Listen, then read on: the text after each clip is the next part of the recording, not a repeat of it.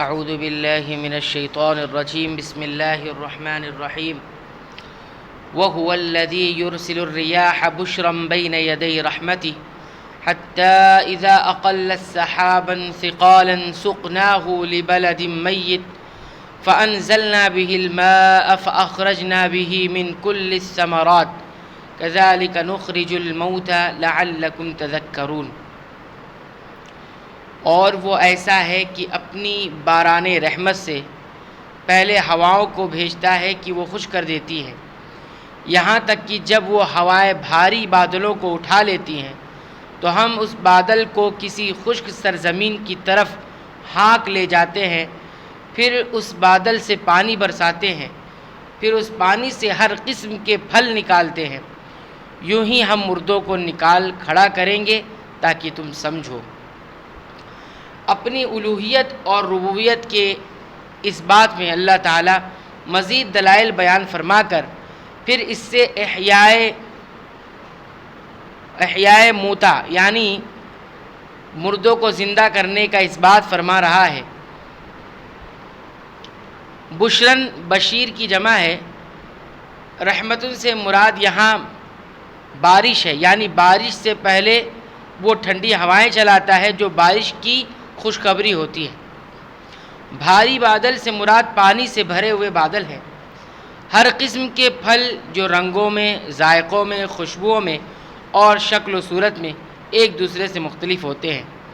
جس طرح ہم پانی کے ذریعے مردہ زمین میں رویدگی پیدا کر دیتے ہیں اور وہ انواع و اقسام کے غلے اور پھل پیدا کرتی ہے، اسی طرح قیامت والے دن تمام انسانوں کو جو مٹی میں مل کر مٹی ہو چکے ہوں گے ہم دوبارہ زندہ کریں گے اور پھر ان کا حساب لیں گے۔ والبلد الطیب یخرج نباتہ بإذن ربہ والذی خبث لا یخرج الا نکدا کذالک نصرف الآیات لقوم یشکرون۔ اور جو ستری سرزمین ہوتی ہے اس کی پیداوار تو اللہ کے حکم سے خوب نکلتی ہے، اور جو خراب ہے اس کی پیداوار بھی کم نکلتی ہے۔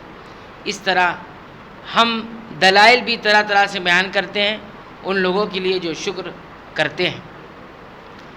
اس کے علاوہ یہ مثال بھی ہو سکتی ہے، البلد الطیب سے مراد سریع الفہم، اور البلد الطیب سے کند ذہن، واعظ و نصیحت قبول کرنے والا دل، اور اس کے برعکس دل۔ مومن کا دل یا منافق یا پاکیزہ انسان اور ناپاک انسان، قلب مومن یا مومن کا دل یا منافق کا دل، یا پاکیزہ انسان اور ناپاک انسان، مومن پاکیزہ انسان اور واعظ و نصیحت قبول کرنے والا دل بارش کو قبول کرنے والی زمین کی طرح آیات الہی کو سن کر ایمان و عمل صالح میں مزید پختہ ہوتا ہے، اور دوسرا دل اس کے برعکس زمین کی طرح ہوتا ہے جو بارش کا پانی قبول ہی نہیں کرتی، یا کرتی تو ہے برائے نام، جس سے پیداوار بھی کم اور برائے نام ہوتی ہے۔ اسی کو ایک حدیث میں اس طرح بیان کیا گیا ہے کہ رسول اللہ صلی اللہ علیہ وسلم نے بیان فرمایا کہ مجھے اللہ تعالیٰ نے علم میں ہدایت دے کر بھیجا ہے۔ اس کی مثال اس موسلا دھار بارش کی طرح ہے جو زمین پر برسی، اس کے جو حصے زرخیز تھے انہوں نے پانی کو اپنے اندر جذب کر کے چارہ اور گھاس خوب اگایا، یعنی بھرپور پیداوار دی، اور اس کے بعد حصے سخت تھے جنہوں نے پانی کو روک لیا، اندر جذب نہیں ہوا، تاہم اس سے بھی لوگوں نے فائدہ اٹھایا، خود بھی پیا، کھیتوں کو بھی سیراب کیا اور کاشتکاری کی، اور زمین کا کچھ حصہ بالکل چٹگل تھا جس نے پانی روکا اور نہ کچھ کیا۔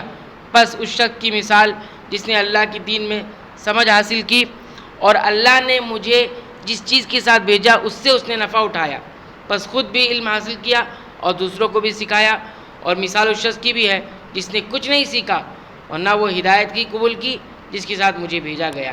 صحیح بخاری۔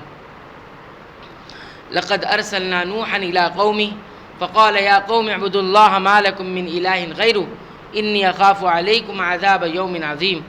ہم نے نوح علیہ السلام کو ان کی قوم کی طرف بھیجا تو انہوں نے فرمایا اے میری قوم، تم اللہ کی عبادت کرو، اس کے سوا کوئی تمہارا معبود ہونے کے قابل نہیں، مجھ کو تمہارے لیے ایک بڑے دن کے عذاب کا اندیشہ ہے۔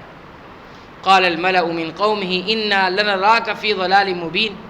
ان کی قوم کے بڑے لوگوں نے کہا ہم تم کو صریح غلطی میں دیکھتے ہیں۔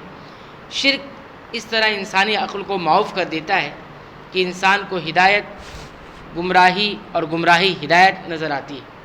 چنانچہ قوم نوح کی بھی یہی قلبی مائیت ہوئی۔ ان کو حضرت نوح علیہ السلام جو اللہ کی توحید کی طرف اپنی قوم کو دعوت دے رہے تھے، نعوذ باللہ گمراہ نظر آتے تھے۔ جو ناخوب بتدریج وہی خوب ہوا کہ غلامی میں بدل جاتا ہے قوموں کا ضمیر، تھا جو ناخوب بتدریج وہی خوب ہوا کہ غلامی میں بدل جاتا ہے قوموں کا ضمیر۔ قال یا قوم لیس بی ضلالۃ ولکنی رسول من رب العالمین، انہوں نے فرمایا کہ اے میری قوم، مجھ میں تو ذرا بھی گمراہی نہیں، لیکن میں پروردگار عالم کا رسول ہوں۔ ابلغکم رسالات ربی وانصح لکم واعلم من اللہ ما لا تعلمون، تم کو اپنے پروردگار کے پیغام پہنچاتا ہوں اور تمہاری خیر خواہی کرتا ہوں، اور میں اللہ کی طرف سے ان امور کی خبر رکھتا ہوں جن کی تم کو خبر نہیں۔ اب عجبتم ان جاءکم ذکر من ربکم علی رجل منکم لینذرکم ولتتقوا ولعلکم ترحمون، کیا تم اس بات سے تعجب کرتے ہو کہ تمہارے پروردگار کی طرف سے تمہارے پاس ایک ایسے شخص کی معرفت جو تمہارے ہی جنس کا ہے کوئی نصیحت کی بات آ گئی تاکہ وہ شخص تم کو ڈرائے اور تاکہ تم ڈر جاؤ اور تاکہ تم پر رحم کیا جائے۔ حضرت نوح علیہ السلام حضرت آدم علیہ السلام کے درمیان 10 قرنوں یا 10 پشتوں کا فاصلہ ہے۔ حضرت نوح علیہ السلام کے کچھ پہلے تک تمام لوگ اسلام پر قائم چلے آ رہے تھے، پھر سب سے پہلے توحید سے انحراف اس طرح آیا کہ اس قوم کے صالحین فوت ہو گئے تو ان کی عقیدت مندوں نے ان پر سجدہ گاہیں عبادت خانے قائم کر دیے اور ان کی تصویریں بھی وہاں لٹکا دی۔ مقصد ان کا یہ تھا کہ اس طرح ان کی یاد سے وہ بھی اللہ کا ذکر کریں گے اور ذکر الہی میں ان کی مشابہت اختیار کریں گے۔ جب کچھ وقت گزرا تو انہوں نے تصویروں کے مجسمے بنا دیے، اور پھر کچھ عرصہ گزرنے کے بعد یہ مجسمے بتوں کی شکل اختیار کر گئے اور ان کی پوجا پاٹ شروع ہو گئی، اور قوم نوح کے یہ صالحین معبود بن گئے۔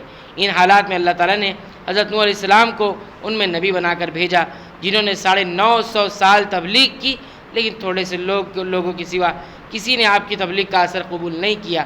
بالآخر اہل ایمان کے سوا سب کو غرق کر دیا گیا۔ اس آیت میں بتلایا جا رہا ہے کہ نوح علیہ السلام کی قوم نے اس بات پر تعجب کا اظہار کیا کہ انہی میں کا ایک آدمی نبی بن کر آ گیا جو انہیں اللہ کے عذاب سے ڈرا رہا ہے۔ یعنی ان کے خیال میں نبوت کے لیے انسان مناسب نہیں ہے، نبوت کے لیے کوئی دوسری مخلوق چاہیے، انسان نہیں چاہیے۔ تو اس طرح سے انہوں نے انکار کیا۔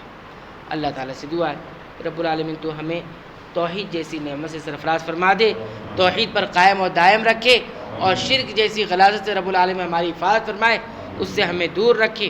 رب العالمین قرآن آیات کے مطابق ہمیں اپنی زندگی گزارنے کی توفیق عنایت فرما۔ آمین۔ وآخر دعوانا الحمد للہ رب العالمین۔